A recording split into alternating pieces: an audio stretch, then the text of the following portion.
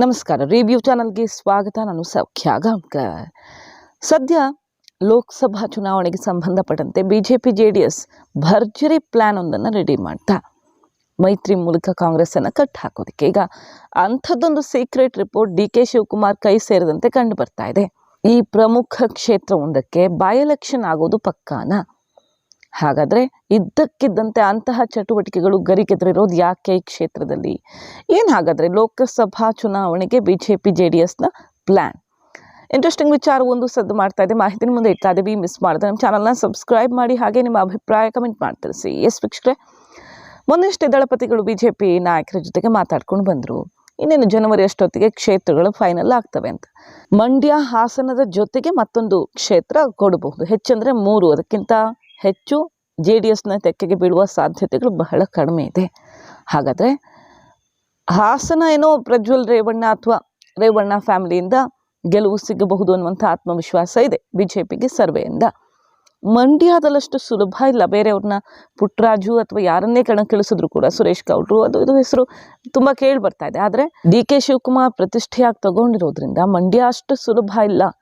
JDS Mandya ಗೆಲ್ಲಬೇಕಂದ್ರೆ, ಮೈತ್ರಿ ಗೆಲ್ಲಬೇಕಂದ್ರೆ ಕುಮಾರಸ್ವಾಮಿ ಅವರೇ ಅಖಾಡಕ್ಕಿಳಿಬೇಕು ಅನ್ನೋದು ಕೇಳಿ ಬರ್ತಿರೋದು. ಬೆಂಗಳೂರು ಉತ್ತರ, ಬೆಂಗಳೂರು ಗ್ರಾಮಾಂತರ, ಚಿಕ್ಕಬಳ್ಳಾಪುರ ಈ ಥರ ಎಲ್ಲ ಕೇಳಿ ಬರ್ತಾ ಇದೆ. ಕುಮಾರಸ್ವಾಮಿ ಅವರು ಎಲ್ಲಿ ಸ್ಪರ್ಧೆ ಮಾಡ್ಬೋದು ಅಂತ. ಅವ್ರು ನಾನು ನಿಖಿಲ್ ಸ್ಪರ್ಧೆನೇ ಮಾಡಲ್ಲ ಅಂತ ಹೇಳು ಬಿಟ್ಟಿದ್ದಾರೆ. ಆದರೆ ಹೈಕಮಾಂಡ್ ಒತ್ತಡ ಇರೋದು ನಿಜವಾಗಿ ನಾವು ಗೆಲ್ಲೋ ಕ್ಷೇತ್ರಗಳನ್ನು ಹೆಚ್ಚು ಗಮನ ಹರಿಸ್ಬೇಕು, ಪಕ್ಕ ನಮಗೆ ಇದು ಅನ್ನೋ ಥರ. ಮಂಡ್ಯದಲ್ಲಿ ನೀವು ನಿಂತರೆ ಕನ್ಫರ್ಮ್ ಕೇಂದ್ರ ಸಚಿವರಾಗ್ಬಿಡಿ, ಮಂಡ್ಯದಿಂದ ನಿಂತು ಗೆದ್ದು ಬನ್ನಿ ಅನ್ನುವಂಥ ಲೆಕ್ಕಾಚಾರ ನಡೀತಾ ಇದೆಯಾ?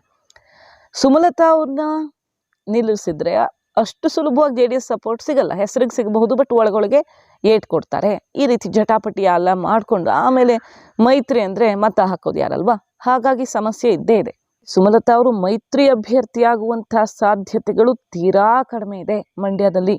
ಓಪನ್ ಆಗಿ ಅವ್ರು ಬೇರೆ ಹೇಳಿಬಿಟ್ಟಿದ್ದಾರೆ, ಮಂಡ್ಯದಿಂದನೇ ಸ್ಪರ್ಧೆ ಮಾಡ್ತೀನಿ ನಾನು, ಸ್ವತಂತ್ರವಾಗಾದರೂ ಸರಿ ಅನ್ನೋ ರೀತಿಯ ಸುಳಿವನ್ನು ಕೊಟ್ಟಿದ್ದಾರೆ. ಕಾಂಗ್ರೆಸ್ನ ಕಡೆ ಮುಖ ಮಾಡಿ ಅಲ್ಲೇನಾದರೂ ಚಾನ್ಸ್ ಕೊನೆಯದಾಗಿ ಸಿಗೋ ಸಾಧ್ಯತೆ ಇದೆಯಾ, ಅಥವಾ ಮತ್ತೆ ಸ್ವಂತ ಬಲದ ಮೇಲೆ ಹೋರಾಟ ಮಾಡ್ತಾರೆ ಗೊತ್ತಿಲ್ಲ. ಒಟ್ಟಿನಲ್ಲಿ ಸುಮಲತಾ ಮಂಡ್ಯದಿಂದನೇ ನಾನು ಅಖಾಡಕ್ಕಿಳಿತೀನಿ ಅನ್ನುವಂಥ ಸಂದೇಶ ಕೊಟ್ಟಿದ್ದಾರೆ. ಕುಮಾರಸ್ವಾಮಿ ಅವರು ಜೆಡಿಎಸ್ ಬಿಜೆಪಿ ಮೈತ್ರಿ ಅಭ್ಯರ್ಥಿಯಾಗಿ ಅಖಾಡಕ್ಕಿಳುವಂಥ ಸಾಧ್ಯತೆ ಜಾಸ್ತಿ ಕಂಡು ಬರ್ತಾ ಇದೆ ಈ ಸಲ. ಎಲ್ಲಿ ಬೈ ಎಲೆಕ್ಷನ್ ಲೆಕ್ಕಾಚಾರ? ಚನ್ನಪಟ್ಟಣದಲ್ಲಿ ಕಾಂಗ್ರೆಸ್ ನಾಯಕರು, ಅಲ್ಲಿನ ಅಧ್ಯಕ್ಷರು ಗಂಗಾಧರ್ ಅವರೆಲ್ಲ ಮೊನ್ನೆ ಭ್ರಷ್ಟಾಚಾರದ ವಿರುದ್ಧ ಕುಮಾರಸ್ವಾಮಿ ಅವರು ಇಲ್ಲಿ ಬರೋದೇ ಇಲ್ಲ. ಹಾಗೆ ಬಿಜೆಪಿ ಯೋಗೇಶ್ವರು ಬರೋದಿಲ್ಲ. ಇಬ್ಬರು ಹೊಡೆದಾಡ್ಕೊಂಡ್ರು, ಸೋತರು, ಈಗ ಕೈ ಕುಲುಕಿದ್ದಾರೆ. ಇಬ್ಬರು ಕ್ಷೇತ್ರದ ಕಣ್ಣಾಯಿಸ್ತಾ ಇಲ್ಲ. ಡಿ.ಕೆ. ಸುರೇಶ್ ಅವರು ಆ ಕಡೆ ನೋಡೋಕೆ ಹೋದ್ರೆ ಅವ್ರಿಗೂ ಬಿಡ್ತಾ ಇಲ್ಲ ಅಂತ ಅಲ್ಲ, ಸಿಕ್ಕಾಪಟ್ಟೆ ವಾಗ್ದಾಳಿ ನಡೆಸಿ ಜಟಾಪಟಿ ಎಲ್ಲ ಶುರುವಾಗ್ಬಿಟ್ಟಿದೆ. ಎಲೆಕ್ಷನ್ ವಾತಾವರಣ ನಿರ್ಮಾಣವಾದಂಗೆ ಕಂಡು ಬರ್ತಾ ಇದೆ. ಯಾವತ್ತಾರ ಚನ್ನಪಟ್ಟಣದ ಬೀದಿಗಳು ನೋಡಿದಾರ, ಹಳ್ಳಿ ಬೀದಿಗಳು ನೋಡಿದಾರ? ಅದನ್ನ ಯಾರ ಒಂದು ದಿನ ಬರ್ದಿದ್ದೀರಾ ಎಲ್ಲಾದ್ರು?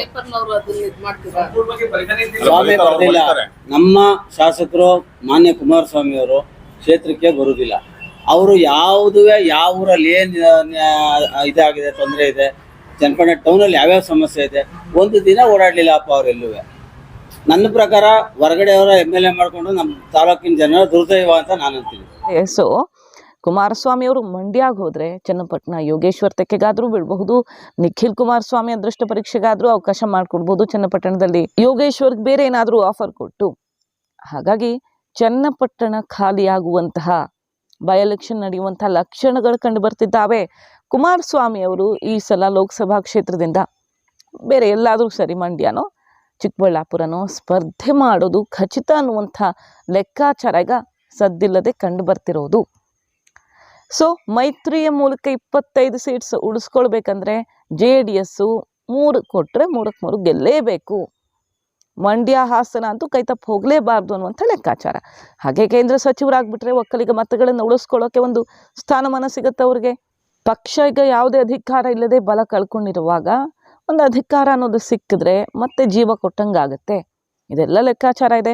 ಮುಂದಿನ ದಿನಗಳಲ್ಲಿ ಕಾಂಗ್ರೆಸ್ ಸರ್ಕಾರಕ್ಕೆ ಏನಾದರೂ ಸಮಸ್ಯೆಯಾಗಿ ಮೈತ್ರಿ ಸರ್ಕಾರ ಬರುವಂಥ ಸಂದರ್ಭ ಬಂದರೆ ಅವ್ರು ಹೇಳ್ಕೊಳ್ತಿರೋ ಪ್ರಕಾರ ಆಗ ಲೆಕ್ಕಾಚಾರ ಚೇಂಜ್ ಆಗಬಹುದು. ಆದರೆ ಅಲ್ಲಿ ತನಕ ಕುಮಾರಸ್ವಾಮಿ ಅವ್ರ ಮುಂದೆ ಬಿಜೆಪಿ ಹೈಕಮಾಂಡ್ ಇಟ್ಟಿರುವಂಥ ಆಫರ್ ಇದು.